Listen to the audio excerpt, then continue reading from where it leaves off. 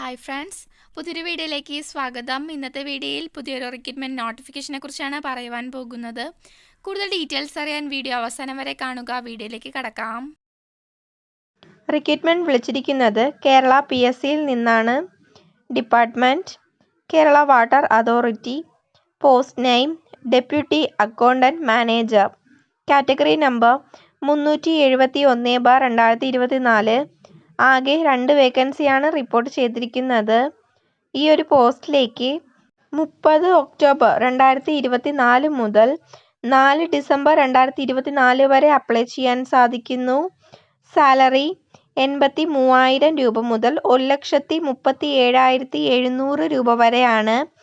Age limit 18 വയസ്സ് മുതൽ 36 വയസ്സ് വരെ ആയവർക്ക് അപ്ലൈ ചെയ്യാം.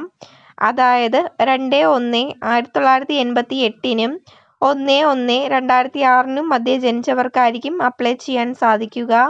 SC/ST OBC കാൻഡിഡേറ്റ്സിന് ഏജ് റിലാക്സേഷൻ ഉണ്ടായിരിക്കുന്നതാണ്.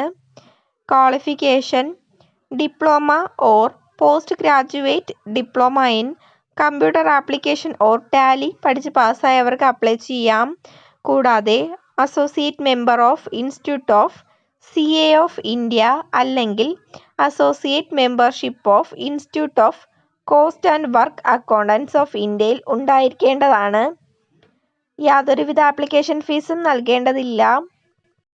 Selection process shortlisting, written examination, document verification, personal interview. എങ്ങനെയാണ് അപ്ലൈ ചെയ്യേണ്ടതെന്ന് നോക്കാം.